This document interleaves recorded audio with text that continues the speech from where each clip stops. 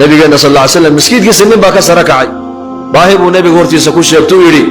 innii rajulun majhuudun nin baahi ay hayso aad u baahan baan helay marti qaado markaa buu nabigu yidhi halkaan ii fadhiiso saxaabiguu nabigu daruuri orda reerahaygii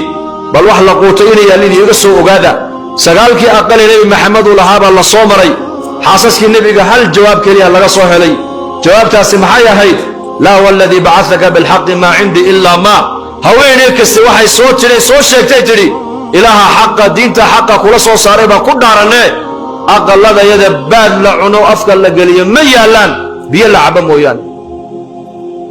sagaal aqal baad la quuto ma yaallo maxaa yaalla keliya biyo innakana maanta bilo dhan iyo sannado dhan waxaan cuni lahayn innakoo haysanna unbay dadkii haddana faqri ka baqayaan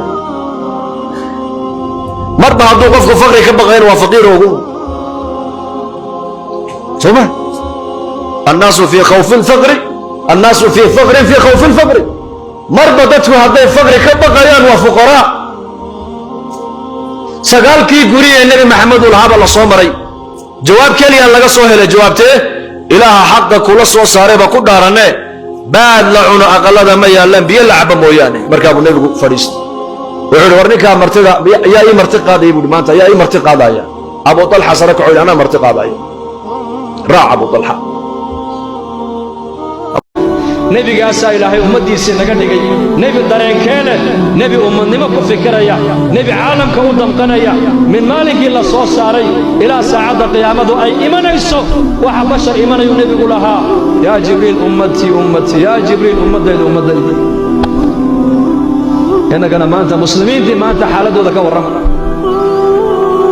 dowlad baa lagu kala qaybiyey gobol baa lagu kala qaybiyey qabiil baa lagu kala qaybiyey reer baa lagu kala qaybiyey wejigiisa allaha iftiimiye buu nebigu yidhi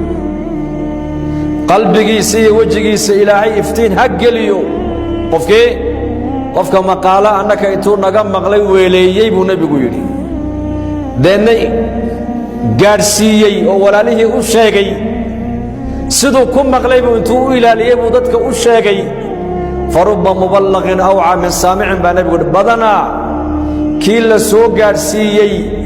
oo ka weelayn fiicnaada buu nebigu kii wax soo gaadhsiiyey waa laysku dhiidhiibaa shareecadda islaamka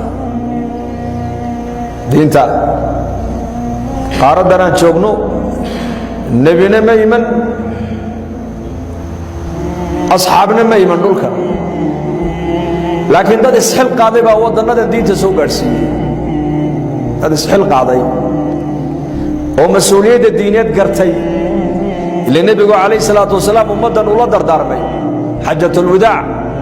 muxuu yidhi aniga nebi igama dambayn doono ininkana ummad inigama dambaysa buu nebigu yidhi halkaa maanta ninka joogay ila joogo buu nebigu yidhi kiina waan gaadhsiiya diinta halkaa ka joogay xaadar ou ka maqan gaadhsiiyey saasay markaa diintu innakana nagu soo gaadhay